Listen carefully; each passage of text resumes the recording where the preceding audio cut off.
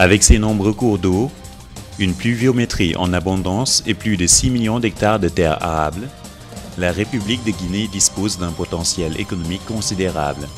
En dépit de cette énorme richesse, le secteur agricole reste peu compétitif. Le niveau d'importation pour couvrir ses besoins alimentaires est très important. Au regard donc, de toute cette situation, que les autorités actuelles ont mis en place des politiques et des stratégies d'intervention en faisant de l'agriculture une des priorités dans le faisceau de politiques publiques qui sont mises en œuvre. Et c'est d'ailleurs dans ce cadre-là que le PNAFA, le Programme national d'appui aux acteurs des filières agricoles, évolue.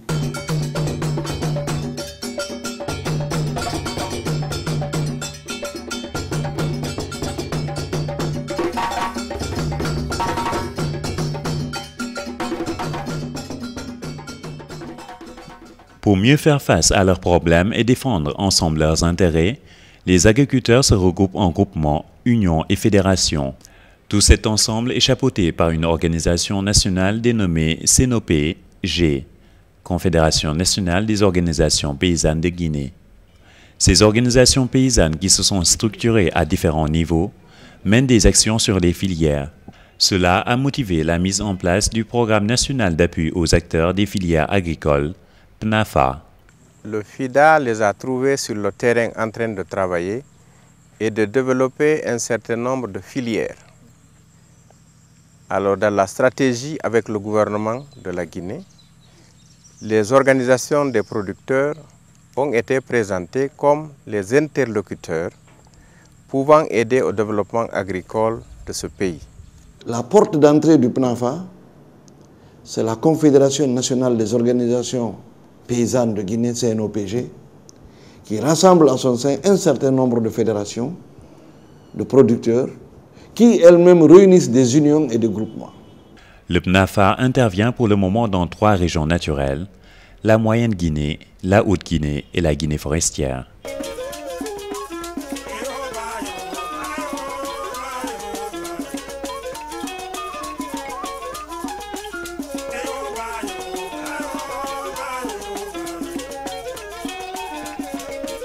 Abritant la quasi-totalité des sources des cours d'eau qui coulent dans le Sahel, le Fouta Djallon est considéré comme le château d'eau de l'Afrique de l'Ouest. Ici, nous sommes à la source du fleuve Sénégal.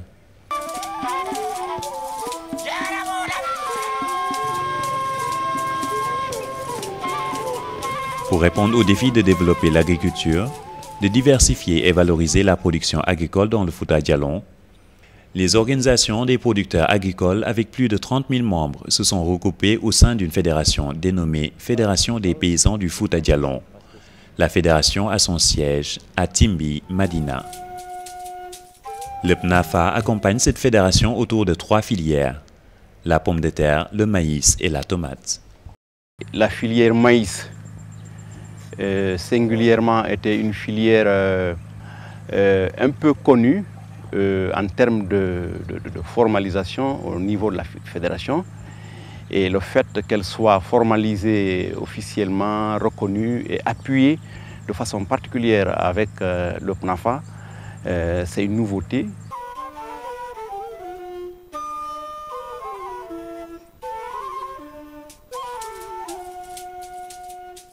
Dans cet aménagement vit une véritable révolution agraire, tant au plan agricole, technique que social.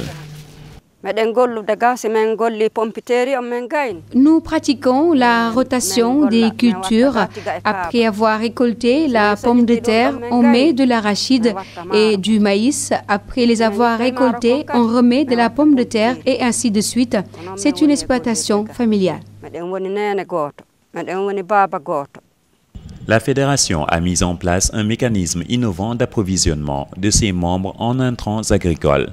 Chaque année, la fédération établit des listes pour que chaque union, chaque membre de groupement donne le nombre de kilos qu'il a besoin pour sa plantation. Donc, quand nous établissons ces listes, Et nous amenons ça à la fédération. Tout est rempli par les techniciens qui sont avec l'Union. Donc c'est à partir de cela que la fédération effectue les commandes et nous envoie les intrants. La distribution est aussi une autre étape assurée par les producteurs eux-mêmes. Nous avons des règlements intérieurs au sein des groupements et à l'Union. Parce que toute personne qui doit un crédit, il ne va pas bénéficier de ces intrants. Et l'Union aussi va perdre les risques qui lui revenaient après avoir remboursé les crédits de campagne. Sachant que les unions sont responsables du non-remboursement des crédits contractés par ses membres auprès de la fédération, ici, les conditionnalités d'octroi des intrants sont un préalable à respecter pour chaque membre. Le compost, c'est obligatoire, c'est forcé pour chaque producteur. Chacun a sa parcelle. S'il n'a pas, on contrôle son compostière.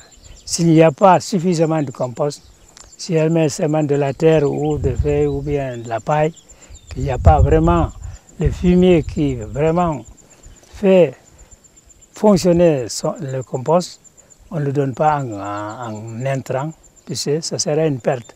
Il va travailler, ça ne va pas réussir.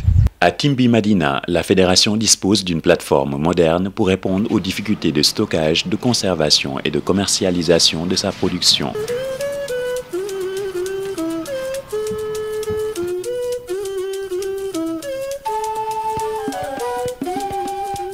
Après les récoltes de pommes de terre au champ, et on fait un premier tri bord champ.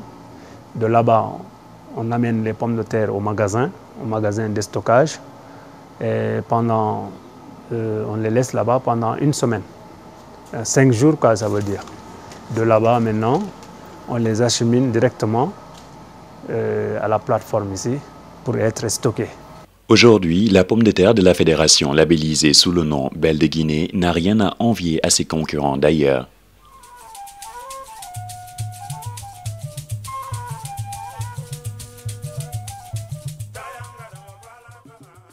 Toujours dans la moyenne Guinée, l'Union des groupements agricoles de Sumbalako, UGAS, avec 55 groupements, a son siège à Mamou. Avant, on gagnait difficilement, par exemple, la semence. Il fallait tourner de gauche à droite, voir plusieurs personnes avant de trouver une petite quantité de semences. Mais avec l'arrivée du PNAFA, ça nous a permis quand même de trouver de la semence et à l'intérieur même qu'il y ait des producteurs sémenciers. Maintenant, en termes de renforcement, il y avait une mauvaise maîtrise des itinéraires techniques par certains producteurs. Mais avec l'arrivée du PNAFA, cela a beaucoup changé. Les gens ont mieux maîtrisé les techniques de production. Pour répondre rapidement aux besoins de ses membres en intrants de qualité et de quantité suffisante, l'UGAS s'est lancé dans la production de semences certifiées. Ici, l'Union dispose de 6 hectares pour la production de semences.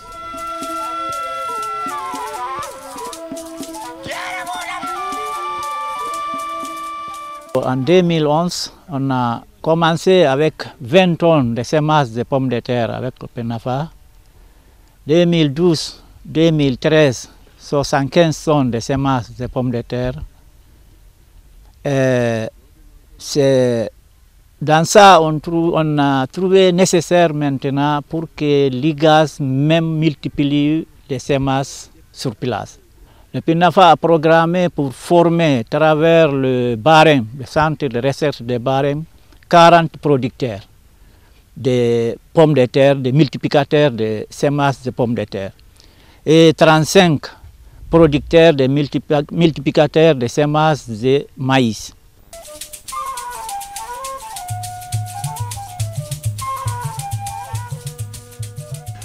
Le PNAFA s'est surtout particularisé par son dispositif d'accompagnement du système d'approvisionnement en intrants agricoles. C'est de mettre en place, par suite d'une première subvention, d'un certain montant au niveau des organisations paysannes. Ces organisations paysannes, par la procédure d'appel d'offres et sur la base de l'identification de leurs besoins, achètent des intrants auprès des fournisseurs locaux ou étrangers. ces intrants sont livrés aux paysans membres des OP dans des conditions que les OP et leurs membres ont convenu préalablement.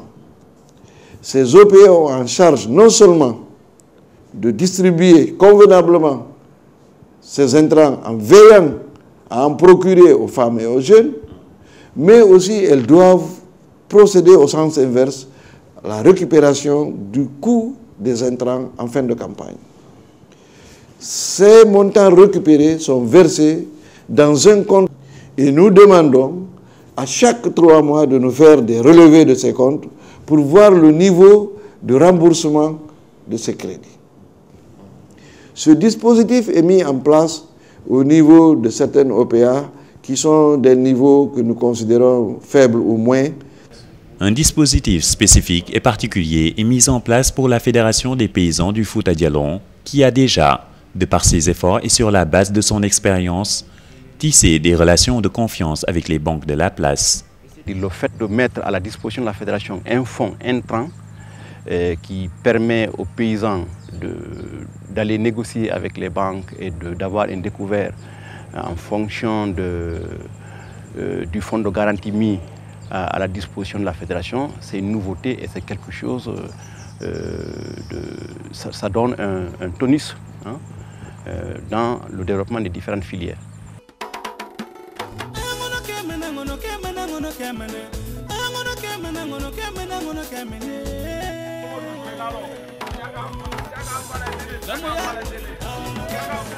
Zéré Koré, situé à 954 km de Conakry, nous sommes en Guinée forestière. Dans cette région, le PNAFA accompagne 2 fédérations, la Fédération des producteurs de riz, FEPRORI, et la Fédération régionale des planteurs de palmiers à huile et EVEA, FEREPA. Dans le village de Bangueta, ce centre d'appui à la production de matériel végétal a été mis en place par la Fédération régionale des planteurs de palmiers à huile et d'EVEA. Grâce à l'appui du PNAFA, nous bénéficions des prêts pour payer, par exemple, comme cette année, 11 000 graines d'EVA et de palmiers qu'on a eu ça à partir de la Côte d'Ivoire et 100 000 graines d'EVA qu'on a eu ça à partir de la Sogipa, dont nous avons mis en pépinière pour pouvoir les élever et aussi les greffer dans les groupements et dans différentes unions. Nous formons aussi des pépiniéristes, 5 pépiniéristes par village qui vont aussi apprendre, qui viennent chaque fois en formation au centre et ainsi de suite. Ils apprennent aussi aux autres producteurs à la base comment faire le greffage, comment améliorer, comment entretenir les plants, comment faire les piquetages, tout cela.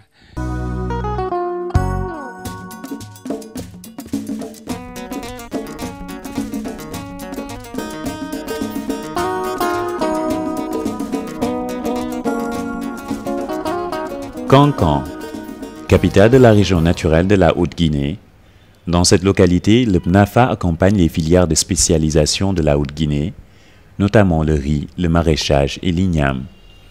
Ici, 3 fédérations sont accompagnées. La Fédération des unions maraîchères FUMA, la Fédération des unions des producteurs de riz FUPRORI et la Fédération des unions des coopératives des producteurs d'igname et de sésame FUCPISC. En termes de renforcement des capacités, le PNAFA a dispensé beaucoup de formations dans des thématiques bien définies. Toutes les activités que le NAFA nous a données, on a vu que c'est très important parce qu'avec le passation des marchés entre le cellule technique et la fédération et entre le NAFA, ça se passe très bien. Ça a changé beaucoup de choses au niveau des paysans et au niveau de cellules techniques.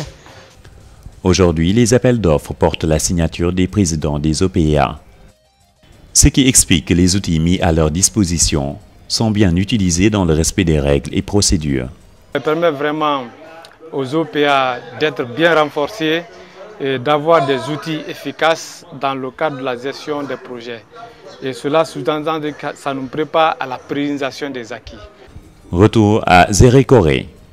La Commission régionale des marchés publics travaille sur le dossier d'appel d'offres de la FEREPA relatif à la construction des ouvrages d'affranchissement et aux travaux de réhabilitation des pistes. Conformément au dossier d'appel d'offres, nous avons lancé l'avis d'appel d'offres le 13 mai 2013. Et conformément aux manières de procédure, il était prévu l'ouverture des plis le 13 juin 2013. Donc, à la date d'hier, on a ouvert les plis à la représentante régionale de la fédération de la CNOPG. Donc aujourd'hui, le 14, nous avons entamé l'analyse des offres. Les services techniques de l'État sont partie prenante de la mise en œuvre du PNAFA. Cette commission que je préside est composée des représentants des services régionaux, à savoir le plan, le BSD détenant l'agriculture, la pêche rurale. Nous avons le PNAFA, la CTR, ainsi j'en passe. Cette commission, je disais, que nous présidons, est là pour veiller à la réglementation des marchés publics. Nous avons reçu 50 offres pour reconnaître que le PNAFA est en train d'apprendre. Quand on dit le PNAFA, c'est les paysans, fédérations et CTR. Les organisations professionnelles agricoles se voient leur capacité renforcée en termes de gestion et bien dans d'autres domaines. Il y a eu les formations, il y a eu le manuel de procédure qui a été élaboré, qui est un bréviaire, c'est le guide en fait pour gérer toutes les ressources que l'Union doit avoir, que ce soit avec le PNAFA ou avec un autre bailleur de fonds.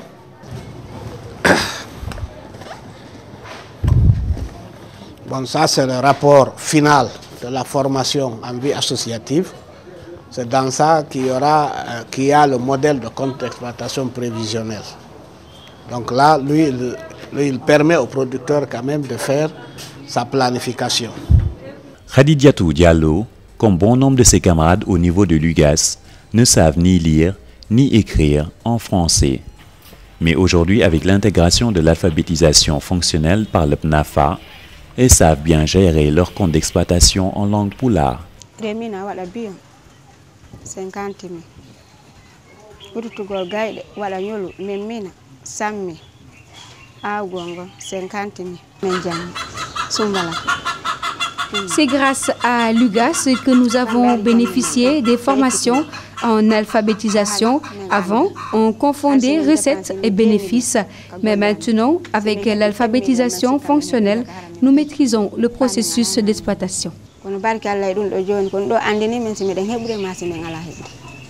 La question de l'emploi des jeunes et des femmes est une problématique au premier rang des priorités du PNAFA.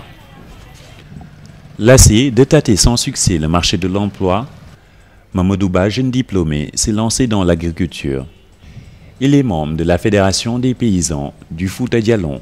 J'ai fini mes études, j'étais avec mon frère à Conakry. Comme je trouvais qu'au lieu de s'asseoir comme ça, il y avait la famille, mon père c'est un propriétaire terrien, il a des terres. J'ai décidé de me lancer dans l'agriculture au lieu de s'asseoir comme ça. À ma deuxième année en agriculture, j'ai acheté ma pick-up, j'ai nourri ma famille avec ça et puis je prépare mon avenir dans l'agriculture. À la FEREPA, les questions de genre sont bien prises dans le dispositif. Nous sommes là dans le cadre d'encourager les jeunes et les femmes à s'intéresser de l'agriculture, surtout dans le cadre de la plantation des palmiers à huile et EVA. Les groupements qui sont membres des unions et coopératives, il y a toujours des femmes. Donc, dans ces groupements, on fait la sensibilisation pour que les femmes aussi soient regroupées, à ce qu'on puisse les appuyer, quoi.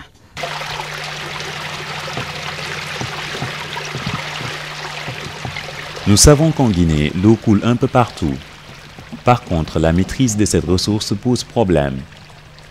Cependant, le PNAFA est en train de mettre à la disposition des producteurs des ouvrages de maîtrise d'eau et des ouvrages d'affranchissement.